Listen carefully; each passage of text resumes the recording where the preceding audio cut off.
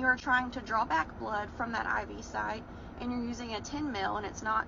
Sierra, I am so sorry. This draft was saved months ago and I completely forgot what your full context was, but I believe it was about blood draw and flushing between 3 and 10 cc syringes. I'm really glad you brought that up. Now, I'm speaking to everybody at this point.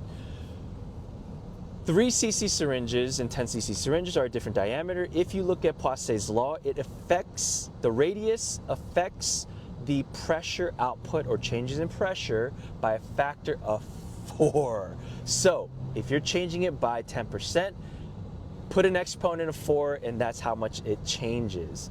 Now, how we apply this principle to blood draws and flushing is going to be different. Why?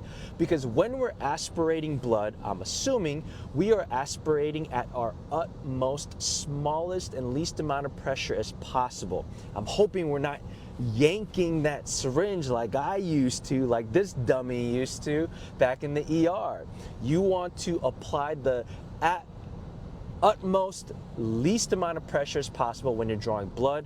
It will produce better outcomes. You will more easily draw less pressure with the 3 cc syringe than a 10 cc syringe. I'm not going to go too deep into the physics of it, but it is what it is. Now, when you're flushing, in a flush context, it's a little bit different because we are applying a lot more force, a lot more pressure. So why do we not want to use a skinnier syringe for flushing compared to a larger syringe?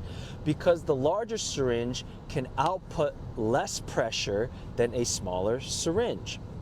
I know it sounds contradictory, but if you do the math, we're not going to go too much deep into it, but just know if you flush as hard as you can, or even the same amount of force, your 3 cc syringe will output and push more pressure than your 10 cc syringe.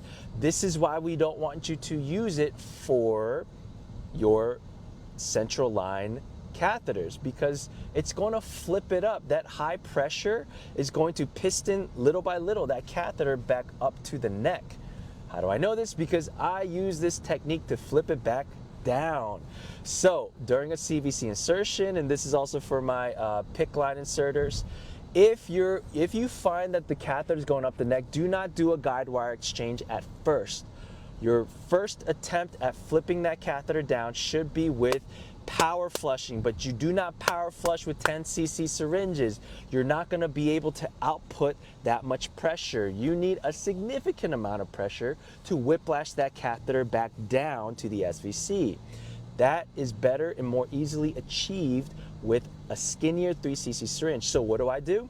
When I see the x-ray and it's gone, or when I scan with the ultrasound and it's up in the neck, all I do is draw up, I don't know, about 6 to 10 syringes, 3 cc syringes of saline, and I use those bad boys to flush that line, flip it back down, and when I don't see it in the neck anymore with my ultrasound, then I do the x-ray, and I wait for the portable x-ray to be done and I look at it. If it's still kind of coiled in the chest, then I'll do another couple flushes, hard flushes, to flip it the rest of the way back down. So this is why we don't want to flush with 3 cc syringes. The 3 cc syringes will flip that catheter, and for your PIVs, it will cause more endothelial injury and shearing to that vein. So your veins are going to clot off because we were slamming or using that 3 cc syringe. So, do you never use a 3 cc syringe? No. You can flush it, but flush it as gently as you can. Take your time.